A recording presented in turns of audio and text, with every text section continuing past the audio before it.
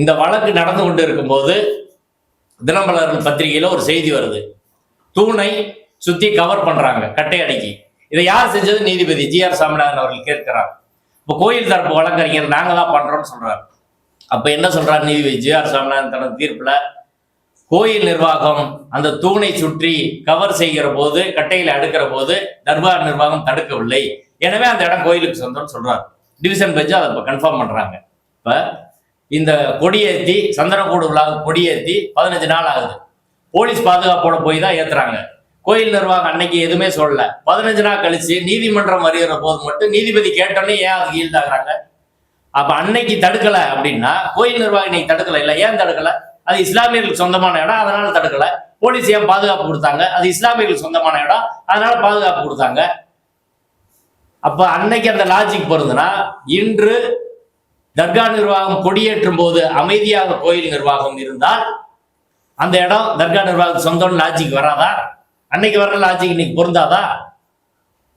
எப்படி நீதிமன்றத்தில் இதெல்லாம் நடக்குது? ஏற்கனவே இது தொடர்பாக வழக்கு தாக்கல் செய்து நீதிபதி ஸ்ரீபதி அவர் முன்னாடி இருக்கு. ஆனால் நீதிபதி ஜி.ஆர். சாமிநாதன் அவர்கள் தனது அதிகாரத்தை மீறி, contempt of court act rules எல்லாத்தையும் மீறி இந்த நடவடிக்கையை மேற்கொள்கிறார். இதை தடுக்க வேண்டிய அரசும் அதை செய்யவில்லை. மிக குறிப்பாக சில தீர்ப்பின் விஷயங்களை மட்டும் நான் நேரடியாக சொல்லிட்டு இதை இந்த பத்திரிகையாளர் சந்திப்பை நிறைவு செய்யலாம் என்று கருதுகிறேன். குறிப்பாக 1978 தீர்ப்புல பக்கம் 208(9) ஒரு சுனை தொடர்பான வழக்கு. கொடிமரத்திற்கும் தர்கா முனையில் உள்ள ஒரு நீர் தேங்கக்கூடிய சுனை பகுதி, அதை நீதிமன்றம் இஷ்யூ ஃப்ரேம் பண்ணி, the suit property is described as a depression just north to the பள்ளிவாசல் in between the பள்ளிவாசல் and the flag stop. in between பள்ளிவாசல் and the flag stop. அவர்கள் வழக்கே என்ன சொல்றாங்கன்னா, பள்ளிவாசலுக்கும் கொடிமரத்துக்கும் இடையில் இந்த நீர்ச்சுனை இருக்கிறது அப்படின்றத இஷ்யூவா ஃப்ரேம் பண்றாங்க. ஃப்ரேம் பண்ணிட்டு அதுல கோயில் நிர்வாகத்தின் சார்பில் சொன்ன வாதத்தை நீதிபதி அவர்கள் பதிவு செய்கிறார். 1923 தீர்ப்பை சொல்லி கோயில் நிர்வாகம் சொல்றாங்க, the interpretation put forward by the learned counsel for the plaintiff, கோயில் நிர்வாகம், for the judgment 1923 சொல்லி, is that the defendants are declared as owner of the place exactly occupied by the mosque as well as the flag stop alone. The intervening space does not belong to the defendants and is belong to the plaintiff தேவஸ்தானம். என்ன சொல்றாங்கன்னா, கோயில் நிர்வாகத்துல இருந்து 1978 வழக்குல தர்கா கொடிமரம் இந்த 2 இடம் மட்டும் தான் அவங்களுக்கு சொந்தம், இதற்கு இடைப்பட்ட பகுதி அவர்களுக்கு சொந்தம் இல்லைன்னு சொல்லியிருக்கிறாங்க. அங்கதான் இப்ப இந்த மரம் இருக்கு. இந்த தர்காவிற்கும் கொடிமரத்துக்கும் இடைப்பட்ட பகுதியில் அந்த கொடிமரத்துலதான், அந்த மரத்துலதான் இப்ப கொடியேற்றுறாங்க. இதுக்கு இடைப்பட்ட பகுதி அவங்களுக்கு சொந்தம் இல்லை அப்படின்னு அவங்க வாதம் வைக்கிறாங்க. ஆனால் நீதிபதி என்ன சொல்றாருன்னா, the interpretation put forwarded by the learned counsel for the plaintiff cannot be accepted in view of the clear expression made by the learned judge. அந்த கோயில் நிர்வாகம் சார்பில் வைத்த விளக்கத்தை நான் ஏற்க முடியாது. ஏன்னா 1923 நீதிபதி Ramaiyar, the learned judge had held that the Mohammedans are entitled to the whole of the top of the hill on which the mosque and flag stop stand. 1923 கொடிமரமும் தர்காவும் இருக்கக்கூடிய மொத்த மலைப்பகுதியும் இஸ்லாமியர்களுக்கு சொந்தம்னு சொல்லியிருக்கிறாங்க. அந்த கொடிமரம் இருக்கிற மலைப்பகுதியில் அந்த தூணு இருக்குது, அந்த பகுதி முழுக்க சொந்தம்னு சொல்லிட்டாங்க. When the learned judge described the whole of the top of the entire top portion of the hill, not only the mosque and the flag stop alone, but also other space on the top of the hill. நீதிபதி என்ன சொல்றாருன்னா, 1923 தீர்ப்பை அவர் interpret பண்றாரு.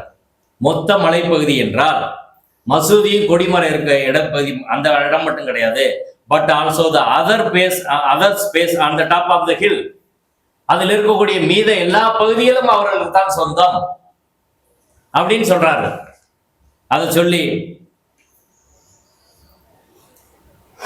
it is in evidence that the suit property is on the top of the hill where the mosque is situated on the north of the பள்ளிவாசல் and in between the பள்ளிவாசல் and the flag stop. இந்த சொத்து, அதாவது இந்த பிரச்சனைக்குரிய அவங்க கேட்கிற இடம், அந்த நீர் தேங்கி இருக்கக்கூடிய பகுதி என்பது பள்ளிவாசலுக்கும் கொடிமரத்துக்கும் இடையில் மசூதி இருக்கிறது, மசூதிக்கும் கொடிமரத்துக்கு இடையில தான் அவங்க கேட்கிறாங்க. Further, there is no evidence on the side of the plaintiff how the plaintiff Devasthan is using the enjoy the sold property. நீதிபதி ஜிஆர் சாமிநாதன் அவர்கள் சொன்னதுக்கு இப்பயே பதில் சொல்லியிருக்கு, இதுலயே பதில் சொல்லிட்டாங்க. அவங்க எப்போது அதை பயன்படுத்தினாங்க என்பதற்கான எந்த ஆதாரத்தையும் நீதிமன்றத்திலே தாக்கல் செய்யவில்லை. On the other hand, it is clearly held that the entire space on the top of the hill where பள்ளிவாசல் is situated belong to Mohammedan. அதனால அந்த மொத்த விலைப்பதி அவர்களுக்கு சொந்தம்னு சொல்லியிருக்கிறாங்க. Therefore என்ன சொல்றாருன்னா, the plaintiff right to the suit property is negatived in OS 4/20. அந்த தீர்ப்பிலே அதை சொல்லிட்டாங்க. அதனால இவர்கள் வழக்கை ஏற்றுக்கொள்ள முடியாது. இஸ்லாமியர்கள் அவர்கள் சொந்தமான சொத்து என்பதனால அதில் அவர்கள் எந்த நடவடிக்கையும் செய்வதற்கு தடை இல்லை. இவங்க கோர்ட்ல கேட்கிறாங்க, நாங்க இதெல்லாம் நாங்க எல்லாத்தையும் பயன்படுத்துறோம் அப்படின்னு. அப்ப என்ன சொல்றாருன்னா, as I find the defendants are the property owners of the suit property, the question of customary right will not arise அப்படின்னு சொல்லிட்டார். அவங்க அதை பயன்படுத்துறதுக்கான முழு உரிமை என்பது இருக்கிற போது அவங்க ப்ராப்பர்ட்டியை பயன்படுத்துறதுக்கு எதுவும் கோர வேண்டியது இல்லை அப்படின்னு சொல்லிட்டார். இப்போ லாஜிக்காக நம்ம பார்ப்போம். நெல்லித்தோப்பு வரை 2 பேருக்கு பொதுவான பகுதி. நெல்லித்தோப்புல இருந்து மேலே போனா தர்கா, கொடிமரம், அந்த தூண் இருக்க பகுதி. இந்த பக்கம் போனா, இடது பக்கம் போனா காசி விஸ்வநாதர் கோயில் பகுதி. காசி விஸ்வநாதர் கோயில் பகுதிக்கான உரிமை என்பது கோயில் நிர்வாகத்துக்கு கொடுக்கப்பட்டிருக்கிறது. ஏன்னா அது அவங்களுக்கு சொந்தம். இந்த தர்கா பகுதியின் உரிமை, அதற்கு போற படி என்பது அந்த மலைப்பகுதி தர்கா நிர்வாகத்துக்கு சொந்தமாக கொடுக்கப்பட்டிருக்கிறது. உண்மையிலேயே அந்த பகுதியில கோயில் நிர்வாகத்துக்கு ஏதாவது உரிமை இருந்தால் அன்னைக்கே கொடுத்துருப்பாங்க. இந்த பக்கம் கோயிலுக்கு, இந்த பக்கம் தர்காவுக்கு அப்படின்னு கிளியரா அதை முடிச்சிட்டாங்க. இப்ப தர்கா இருக்க பகுதியில கச்சிராஜா போறாரு, தர்கா இருக்க பகுதியில் உள்ள மரத்தில் எப்படி கொடியேற்றுறாங்க நீதிபதி ஜிஆர் சாமிநாதன் அவர்கள் கேட்டால், ஏற்கனவே அன்றைய உச்ச நீதிமன்றமான பிரிவு கவுன்சில் உறுதி செய்யப்பட்ட தீர்ப்பை இவர்கள் மதிக்கிறார்களா இல்லையா? நீதிமன்ற தீர்ப்பை மதிக்கணுமா இல்லையா? இன்னைக்கு என்ன சொல்றாங்க, இரு நீதிபதிகள் தீர்ப்பை மதிக்க மாட்டாங்க. ஹெச் ராஜா சொல்றாரு, இந்த தை மாசத்துல தீபம் ஏத்தணும், எப்படி ஏத்த முடியும்? நீதிபதிகள் தீர்ப்பாதா? பொய்யா சொல்லலாமா? நீதிபதிகள் அடுத்த வருஷம் தான் ஏத்தன்னு சொல்லியிருக்கிறாங்க. இதுக்கிடையில மேல்முறையீடு, பல்வேறு வழக்குகளுக்கு வாய்ப்பு இருக்கு. ஆனா ஹெச் ராஜா உடனே ஏத்தன்னு சொல்றாரு. நீதிமன்ற தீர்ப்பையா பொய்யா சொல்றாரு? பொய்யா சொல்லி இன்டர்பிரட் பண்ண வேண்டிய அவசியம் என்ன? இப்ப யாருதான் அவங்களை கேட்கறது? நம்ம கண்ணு முன்னாடியே இல்லாத ஒரு ஆடு வழி பிரச்சனையை கொண்டு வந்து ஒரு தீர்ப்பாக்குறாங்க, இல்லாத சிக்கந்தர் மலை என்ற ஒரு பிரச்சனையை கொண்டு வந்து தீர்ப்பாக்குறாங்க, இல்லாத தீபத்தூண் என்பதை கொண்டு வந்து தீர்ப்பாக்குறாங்க, தீபத்தூண் ஏரியான்றது அடுத்த கட்டத்துக்கு நகர்த்துறாங்க. எல்லாமே இந்த வழக்கில் நடக்கிற எல்லாமே ஒரு அரசியல் சட்ட முறையில, உயர்நீதிமன்ற வழக்கமான பாரம்பரிய முறையில, இந்த உலக உயர்நீதிமன்ற விதிகளுக்கு உட்பட்டு எந்த வழக்குமே இதில் நடக்க மாட்டேங்குது. அந்த தீர்ப்புல, இரு நீதிபதிகள் தீர்ப்பில் கூட அதுல ஒரு பொய்யான படத்தை காட்டித்தான் அந்த தீர்ப்பு என்பது பெறப்பட்டு இருக்கிறது. அதிலே சங் பரிவார அமைப்பை சேர்ந்த வழக்கறிஞர்கள் தர்காவுக்கும் இந்த தூண் கொடிமரம் இருக்கக்கூடிய பகுதிக்கும் இடையில் குதிரை சினை இருப்பதாக பொய்யான ஒரு போட்டோவை கொடுத்தா அந்த தீர்ப்பை வாங்கியிருக்கிறாங்க. இப்படி வேற யாராவது பொய்யான போட்டோவை கொடுத்திருந்தா, தர்கா நிர்வாகம் பொய்யான போட்டோவை கொடுத்திருந்தா நீதிமன்றம் ஏத்துக்கிறோமா? அனெக்சர் 1ல அந்த பொய்யான போட்டோவை போட்டிருக்கிறாங்க. 1000% இல்ல, 10,000% நான் அடிச்சு சொல்றேன். தர்காவிற்கும் அந்த தூணுக்கும் கொடிமரத்துக்கு இடையில் குதிரை சினை என்ற பகுதியே கிடையாது. ஆனா குதிரை சுனை இருக்கதா பொய்யான ஒரு வாதத்தை நீதிமன்றத்தில் வைத்து நீதிமன்றமும் அதை முழுமையாக ஆய்வு செய்யாமல் தீர்ப்பு வழங்கி இருக்கிறது. இப்படி நம்ம கண்ணு முன்னாடியே கற்பனைகளுக்கு, வதந்திகளுக்கு வடிவம் கொடுத்து நீதிமன்றத்திலே வழக்கு தாக்கல் செய்கிறார்கள். அதை நீதிமன்றமும் எடுத்துக்கொண்டு தீர்ப்பு வழங்கும் என்றால் தர்கா நிர்வாகத்துக்கு கான்ஸ்டிடியூஷனல் ரைட் இருக்கா இல்லையா? அவங்க உரிமையை கோரணுமா இல்லையா? எப்படி நீதிபதி ஜிஆர் சாமிநாதன் அவர்கள் அந்த இடம் அவங்களுக்கு சொந்தம்னு சொல்றாரு? மொத்தத்தில் இவர்கள் சொல்லக்கூடிய இடம், அந்த மரம் என்பது தர்கா நிர்வாகத்துக்கு சொந்தமான இடம். கோயில் தர வரலாறுபடி கள்ளத்தி மரம் என்பது மலை அடிவாரத்தில் இருக்கிறது, மலை உச்சியில் இல்ல. பொய்யா ஏன் நீதிமன்றத்தில் சொல்றீங்க? பொய்யா ஏன் நீதிபதி இதை ஆதாரம் கேட்காம, யாரையும் கேட்காம நீதிபதி எப்படி உத்தரவு பிறப்பிக்கிறார் என்பது எங்களுக்கு வியப்புக்குரியதாக இருக்கிறது. எனவே இந்த உண்மையை மக்கள் புரிந்து கொள்ள வேண்டும். இப்போ மோடி அவர்கள் இங்க திருப்பரங்குன்றத்துக்கு வரப்போதா ஒரு செய்தியை பரப்ப கொண்டு இருக்கிறார்கள். ராஜா இந்த தேர்தல் பிரச்சனையாக மாற்றுவோம் என்று சொல்கிறார். ஓராண்டர் அங்க எத்தான் சொல்றோம். 100 வருஷமா இல்லாத பிரச்சனை கடந்த ஓராண்டாக தேர்தலை மையப்படுத்தி ராஜா, நயினா நாயகன், அண்ணாமலை, அமித்ஷா உள்ளிட்ட பலரும் செய்கிறார்கள். எனவே இது மத நடவடிக்கை அல்ல, சமய நடவடிக்கை அல்ல, ஆன்மீக நடவடிக்கை அல்ல, இது அரசியல் நடவடிக்கை, தேர்தல் நடவடிக்கை. தமிழக மக்கள் அதை புரிந்து கொள்ள வேண்டும். கார்த்திகை தீபம் என்பது காலகாலமாக ஏற்றம் மற்றும் இடத்தில் ஏற்றப்பட்டு விட்டது. கலவர தீபம் ஏற்ற கோருகிறார்கள். கலவர தீபம் ஏற்ற வேண்டுமா என்பதை மக்கள் தான் முடிவு செய்ய வேண்டும்.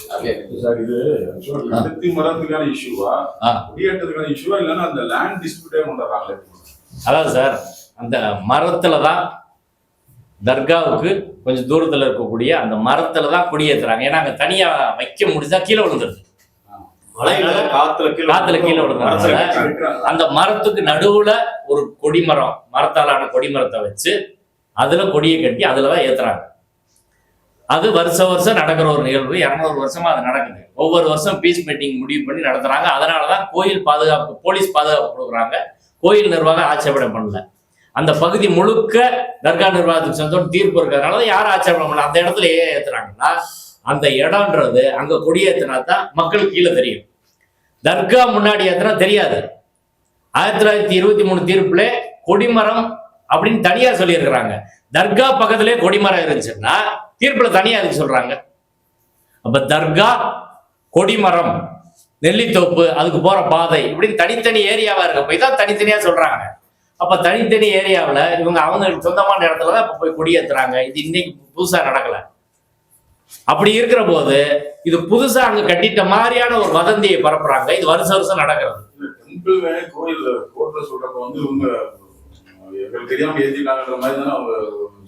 சார், நீதிபதி அவர் ஈஓ கூப்பிட்டு அங்கே கேட்கிறாரு.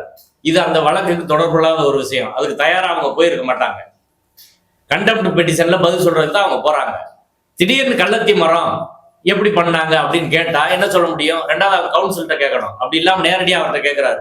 கேட்டு நீங்க ஏன் செய்யல, நீங்க புகார் கொடுக்குறீங்களா இல்லைன்னு, ஆமா நான் புகார் கொடுக்குறேன் அப்படின்னு சொல்றாரு. நான் என்ன கேட்கிறேன், 15 நாளா ஏன் புகார் கொடுக்கல? இது தர்காவுக்கு சொந்தமான இடம்னால புகார் கொடுக்கல, அவ்வளவுதான் விஷயம். நீதிமன்றத்தை நெருக்கடி, நீதிமன்றம் அவர்களை நெருக்கடி செய்கிறார்கள். நீதிபதி ஜிஆர் சாமிநாதன் அவர் கோயில் நிர்வாகத்தை நெருக்கடி பண்ணதுனால அவங்க ஒத்துக்கிறாங்க. வேற வழி இல்லாம ஒரு ஈவோ என்ன பண்ணுவாரு? அப்படி கேட்க முடியுமா? ஒரு கண்டெம்ட்ல முதல்ல எழுத்துப்பூர்வமா கொடுத்தா கேட்க முடியும். ஒவ்வொரு கேள்வியா கேட்டு அப்படி ரெக்கார்ட் பண்ண முடியுமா?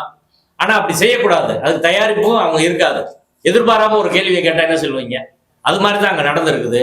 ஆனால் அதை கோயில் நிர்வாகத்துல இருந்து என்ன சொல்லியிருக்கணும்னா, அந்த இடம் காலங்காலமா அவங்க குடியேற்றுற இடம், அவங்களுக்கு சொந்தமான இடம், அதனால நாங்க போய் அதுல தலையிட முடியாதுன்னு சொல்லியிருக்கணும். ஆனா ஈவோ அதை சொல்லல. அதுதான் நான் சொல்றேன். மூத்த வழக்கறிஞர் வீரகதிரவன் அவர்களும் கோயில் அட்வொகேட் சந்திரசேகர் அவர்களும் இப்படி நீதிபதி ஒரு கேள்வியை கேட்டா நாங்க இது சம்பந்தமாக விசாரித்து விட்டு புதிதாக ஒரு குற்றச்சாட்டு நீங்க சொல்றீங்க, இதை விசாரிச்சுட்டு நாளைக்கோ நாளை மறுநாளோ நாங்க பதில் சொல்றோம் அப்படின்னு சொல்லியிருக்கணும். இதே ஆர்கியூமெண்ட் நீதிபதி ஸ்ரீமதி அவர்கள் முன்பு அவர்கள் வைக்கிற போது சங் பரிவார அமைப்பின் வழக்கறிஞர்கள் ராமரவிக்குமாரோட வழக்கறிஞர் சொல்ற போது ஏஜி வந்தாரு. என்ன சொன்னார்னா, எங்களுக்கு இப்பதான் இப்படி மரத்துல கட்டிட்டாங்கன்னு ஒரு அலிகேஷன் சொல்லியிருக்கிறாங்க. 1 மணிக்கு தான் எங்களுக்கு பேப்பர்ஸ் கிடைச்சு, 2 ஆளுக்கு நீங்க கேஸ் எடுக்கிறீங்க, நாங்க அதை விசாரிச்சுட்டு நாங்க சொல்றோம் அப்படின்னு சொன்னாரு. அப்படிதான் பதில் சொல்றோம் நீதிமன்றத்துல. ஆனா இவங்க ஏத்துக்கிறேன்னு சொல்றது என்பது ஒரு சரியான அணுகுமுறை கிடையாது.